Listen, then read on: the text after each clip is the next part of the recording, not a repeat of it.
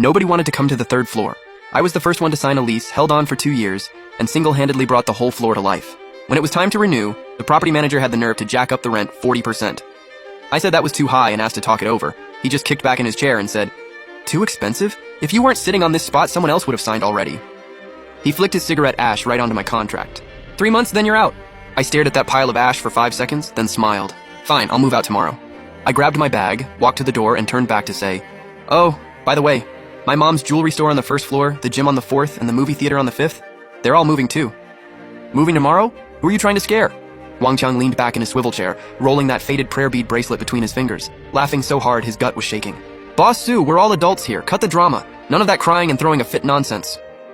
You dropped nearly 300 grand renovating that little shop, right? Move tomorrow. You don't even have another spot lined up. You gonna go stand on a street corner?" I didn't respond. I pushed the door open and walked out. Then my phone buzzed. My store manager, Xiao Yuan, sent a voice message, barely holding it together. "Sis, the power just cut out. All the cream in the fridge melted. Customers are demanding refunds." My hand froze midair over the elevator button. "What happened to the power?" "Management says it's routine maintenance, but I checked. Our shop is the only one on the entire third floor without power. The empty unit next door still has its lights on." I turned and glanced down the hallway toward Wang Qiang's office. He was watching me from inside. He raised his thermos cup and gave me a little cheers gesture, pure smug satisfaction written all over his face. "Calm the customers down, double refunds for anyone who cancels." "But sis, the losses are gonna be huge." "Got it, I'm on my way." I hung up and hit the button for the first floor.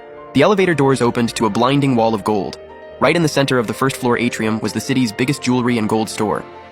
My mom was sitting behind the glass display case with her reading glasses on, going over the books. She looked up when she heard my footsteps. "Weren't you supposed to go sign the lease today? What's with that face?" "Didn't sign." I pulled up a chair and sat down. "Wang Qiang raised the rent 40%.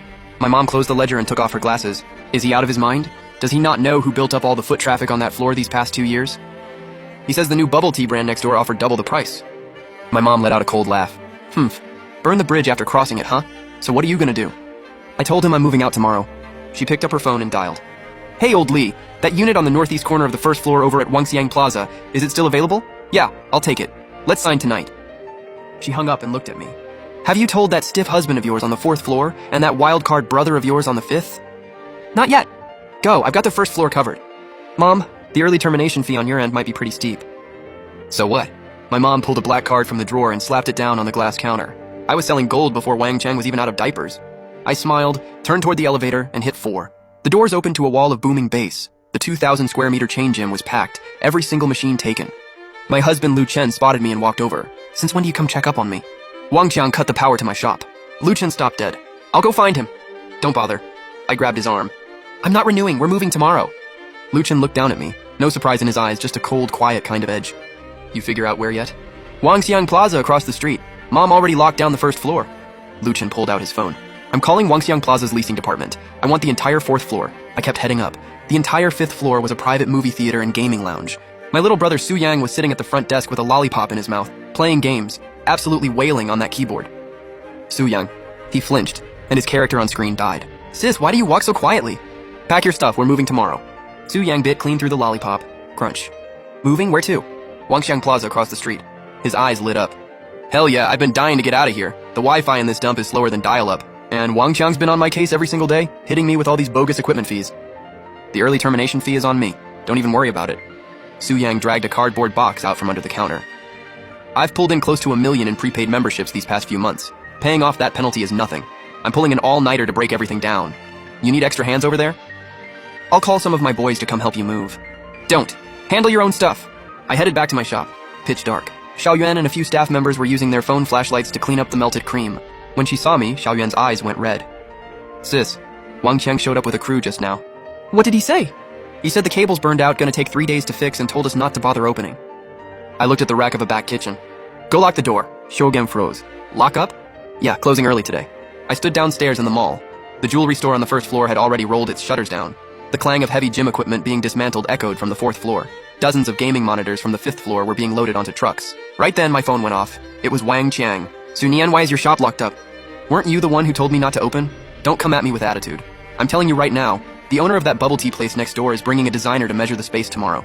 He laughed smugly on the other end. "Good. Go ahead and clear out all your junk so it doesn't get in the way of a real brand moving in." "Sure." I looked out at the glowing neon lights of Wangxiang Plaza across the street. "I'll have it all cleared out for you by tomorrow." The next morning at 10 a.m., I showed up with 2 movers and pushed open the door to my 3rd floor shop. Still no power. The air reeked of sour fermented cream. I directed the guys to start dismantling the display cases. Then came the sharp click of heels outside the door. Ugh, what is that smell? I turned around. Wang Qiang was practically bowing and scraping as he followed a woman in a Chanel suit into the shop.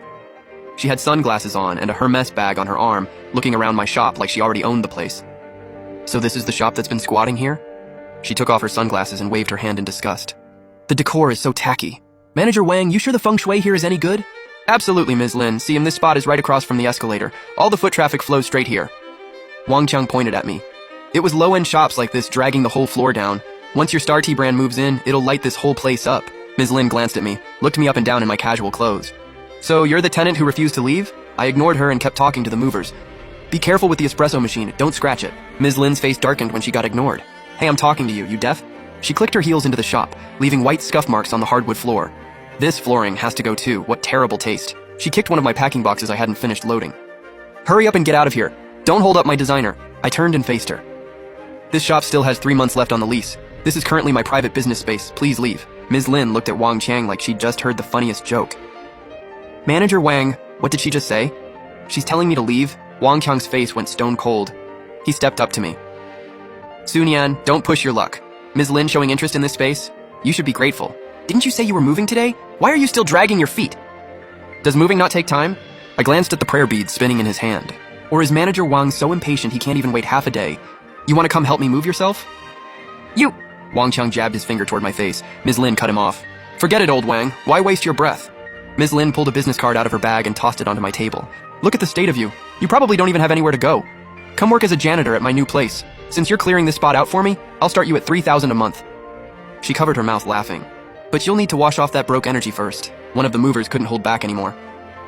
What kind of way is that to talk to someone? Boss Su has always treated us with nothing but respect. Who do you two think you are? Oh, look at that. Brought some bodyguards? Ms. Lin rolled her eyes. A couple of blue-collar guys acting like you have any place here. I blocked the movers from stepping forward. Guys, back to work! You don't bite back when a dog bites you. Ms. Lin's face twisted. Who are you calling a dog? Whoever answers. I swept her business card into the trash. Manager Wang, take your guest and leave. Otherwise, I'm calling the cops, and that's trespassing. Wang Qiang gritted his teeth and pointed at me. All right, Sun Yan, you've got guts. Let's see how long that lasts.